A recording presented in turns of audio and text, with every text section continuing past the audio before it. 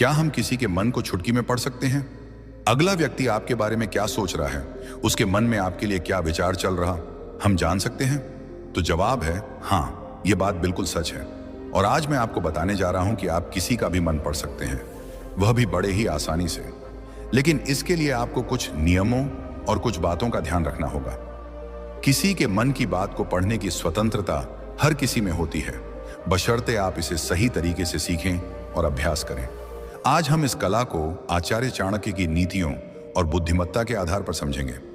एक बार चाणक्य अपनी कुटिया के बाहर बने छोटे से बगीचे में गए और एक गुलाब का फूल तोड़कर लाए। उन्होंने चंद्रगुप्त से कहा, इस फूल को देखो, क्या यह सुंदर नहीं है? चंद्रगुप्त ने हामी भरी, लेकिन उसका मन कहीं और था। चाणक्य ने फिर पूछा, क्या तुम्हें गुलाब की खुशबू पसंद है? चंद्रगुप्त ने जल्दी से जवाब दिया, हाँ आचार्य, बहुत अच्छी है। चाणक्य ने हल्के से हंसते हुए कहा, युवक, तुमने फूल को सूंघा ही नहीं, फिर खुशबू कैसे पसंद आई? चंद्रगुप्त सकपका गया। चाणक्य ने आगे कहा, तुम्हारा मन यहां नहीं है, तुम मगध के सिंहासन के बारे में सोच रहे हो। तुम धनानंद को हराना चाहते हो, लेकिन डरते हो कि कहीं तुम्हारी योजना असफल ना हो जाए। चंद्रगुप्त की आंखें आश्चर्य से फैल गईं। उसने सोचा, यह कैसे संभव है? मैंने तो कुछ कहा ही नहीं।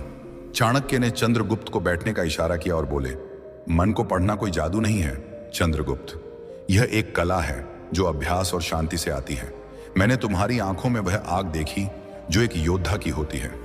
तुम्हारे चेहरे की रेखाएं मुझे बता रही थीं कि तुम किसी बड़े लक्ष्य के लिए बेचैन हो। तुम्हारी उंगलियां बार बार एक दूसरे से टकरा रही थीं, जो तुम्हारे डर और संकोच को दर्शाता है।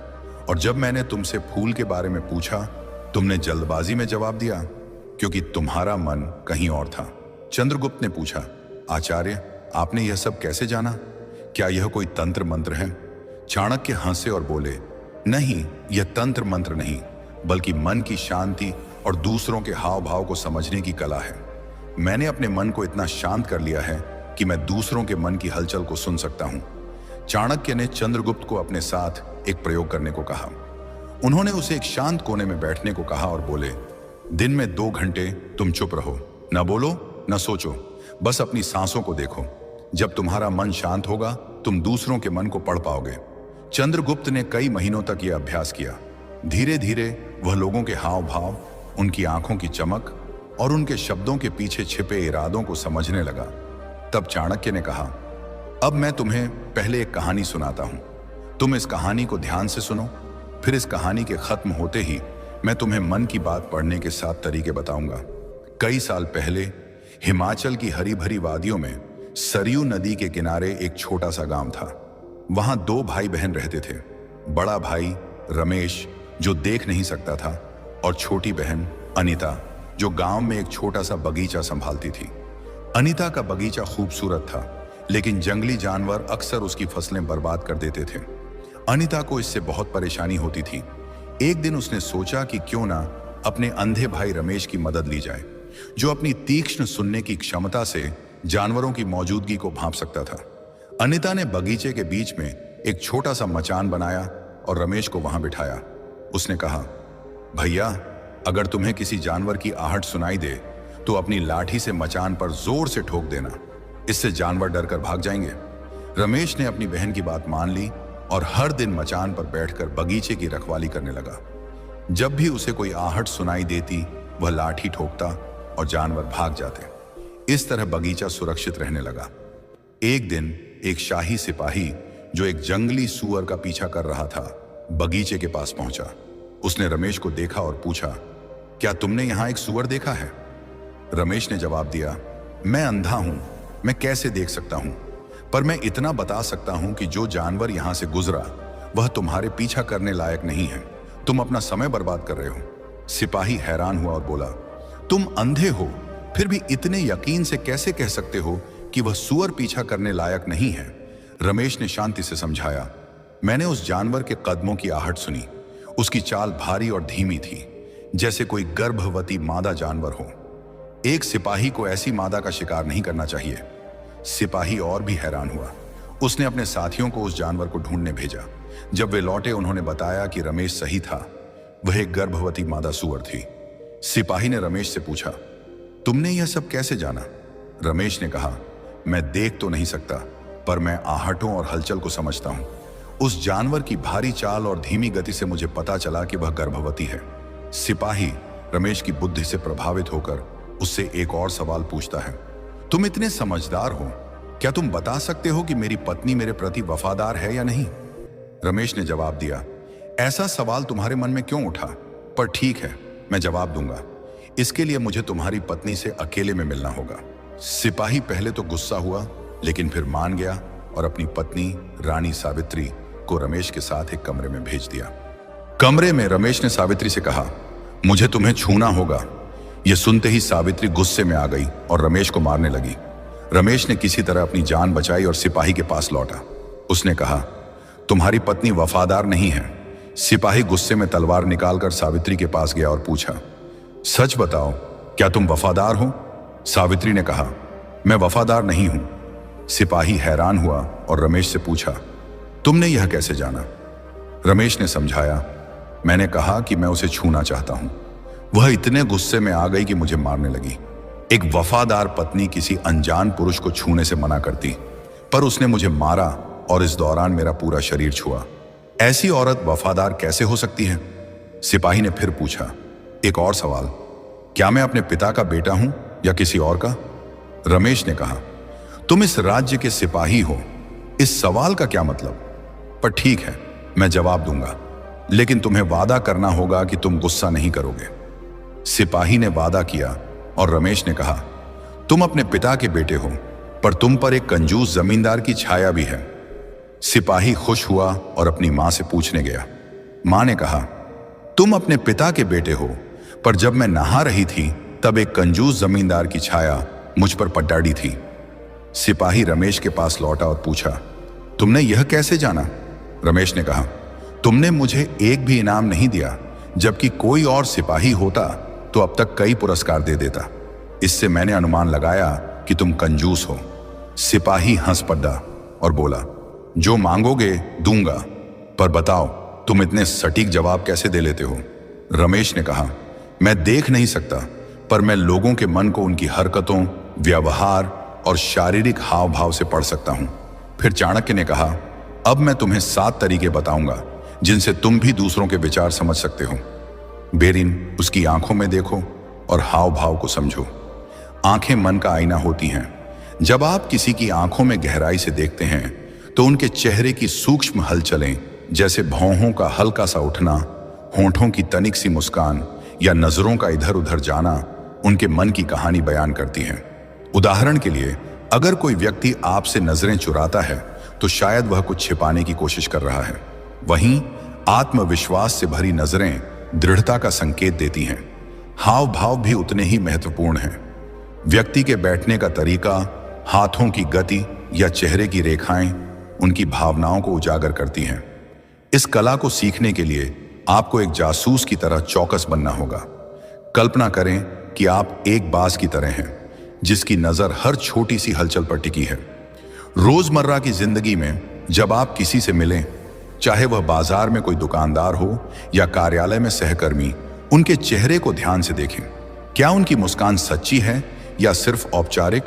क्या उनकी आंखों में उत्साह है या उदासी? शुरू में यह मुश्किल लग सकता है, लेकिन धीरे धीरे आप छोटी छोटी बातों को पकड़ना सीख जाएंगे।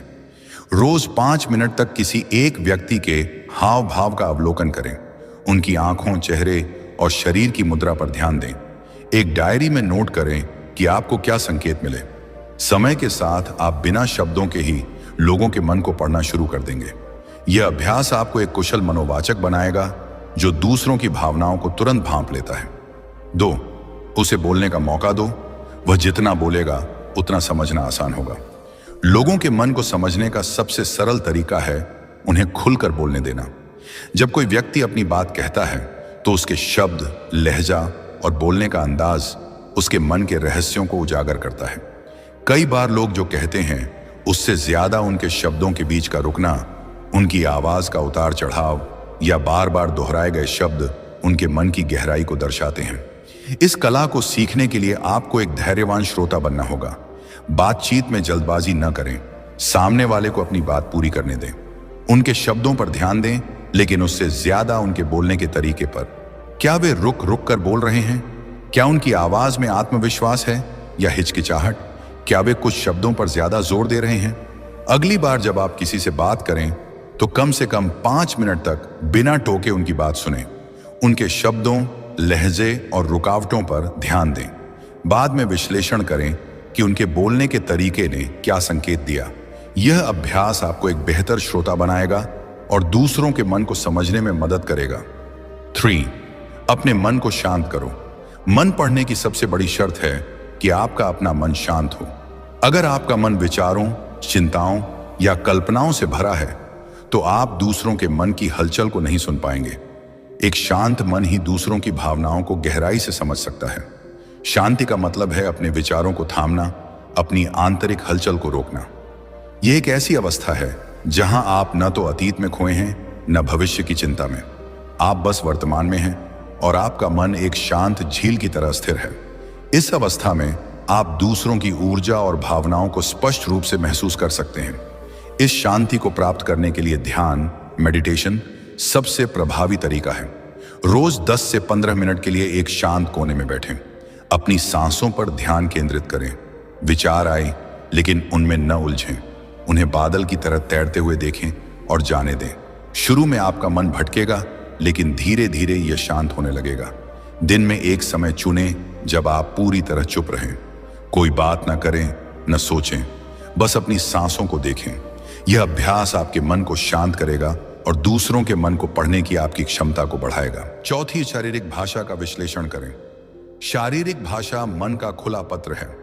व्यक्ति के बैठने का तरीका, हाथों की गति और शरीर की मुद्रा उनके मन की स्थिति को दर्शाती है। उदाहरण के लिए, अगर कोई व्यक्ति बात करते समय अपनी बाहें बंद रखता है तो वह रक्षात्मक हो सकता है। अगर वह सीधा बैठता है और खुली मुद्रा में है तो वह आत्मविश्वास से भरा हो सकता है। भाषा को समझने के लिए आपको एक गहरे अवलोकनकर्ता बनना होगा। कल्पना करें कि आप एक चित्रकार हैं और सामने वाला व्यक्ति एक कैनवास है जिसकी हर रेखा कुछ कह रही है। उनके हाथों की गति, उनके पैरों की स्थिति और उनके कंधों का झुकाव, सब कुछ एक कहानी कहता है। सामाजिक सभा में लोगों की शारीरिक भाषा का अवलोकन करें। नोट करें कि उनकी मुद्रा और गतिविधियां क्या कह रही हैं। समय के साथ आप शारीरिक भाषा के सूक्ष्म संकेतों को पढ़ना सीख जाएंगे। ऊर्जा और भावनाओं को महसूस करें। हर व्यक्ति एक ऊर्जा क्षेत्र बनाता है जो उनकी भावनाओं को दर्शाता है। एक शांत मन इस ऊर्जा को महसूस कर सकता है। यह ऊर्जा आपको बताती है कि व्यक्ति खुश है, तनावग्रस्त है या उदास। इस ऊर्जा को महसूस करने के लिए आपको अपनी अंतर्ज्ञान को जागृत करना होगा। यह एक ऐसी अनुभूति है जो आपको बताती है कि कुछ ठीक है या नहीं। उदाहरण के लिए, आप किसी से मिलते हैं और वह मुस्कुरा रहा है लेकिन आपको लगता है कि कुछ गलत है। यह आपकी अंतर्ज्ञान की आवाज है जो उनकी ऊर्जा को पढ़ रही है। एक बार मैं एक पार्टी में गया जहां एक व्यक्ति बहुत हंस बोल रहा था, लेकिन जब मैंने उससे बात की तो मुझे उसकी ऊर्जा में एक खालीपन महसूस हुआ। मैंने उससे गहराई से बात की और उसने बताया कि वह अपने करियर में असफलता से जूझ रहा था। करीबी के साथ बैठें और उनकी ऊर्जा को महसूस करने की कोशिश करें। क्या उनकी ऊर्जा सकारात्मक है या भारी? अपनी अंतर्ज्ञान पर भरोसा करें। यह अभ्यास आपको दूसरों की भावनाओं को समझने में निपुण बनाएगा। 6. सवाल पूछकर गहराई में जाएं। सही सवाल पूछना मन पढ़ने का एक शक्तिशाली हथियार है। सवाल व्यक्ति को खुलने के लिए मजबूर करते हैं और उनके मन की गहराई को उजागर करते हैं। पूछते समय खुले और गैर निर्णयात्मक सवाल चुनें, जैसे आप इस बारे में क्या सोचते हैं या यह आपको कैसा लगता है। उनके जवाबों में छिपे संकेतों पर ध्यान दें। अगर कोई सवाल का जवाब टालता है तो शायद वह कुछ छिपा रहा है। उदाहरण के लिए, मैंने एक बार अपने मित्र से पूछा, तुम्हारा नया प्रोजेक्ट कैसा चल रहा है? उसने हल्के से कहा, ठीक है। लेकिन मैंने और गहराई से पूछा, क्या कोई चुनौती है? तब उसने बताया कि उसे समय की कमी हो रही है। किसी से बात करते समय एक खुला सवाल पूछें और उनके जवाब के पीछे की भावना को समझने की कोशिश करें। यह अभ्यास आपको उनके मन की गहराई तक ले जाएगा। 7. निरंतर अभ्यास और धैर्य रखें। मन पढ़ने की कला एक दिन में नहीं आती। यह निरंतर अभ्यास और धैर्य का परिणाम है। कला को सीखने के लिए आपको रोज छोटे छोटे कदम उठाने होंगे। हर दिन लोगों के हाव भाव, उनकी ऊर्जा और उनकी बातों पर ध्यान दें। अपनी प्रगति को नोट करें। अगर आप किसी की भावना को गलत समझ लेते हैं तो विश्लेषण करें कि आप कहां चूक गए।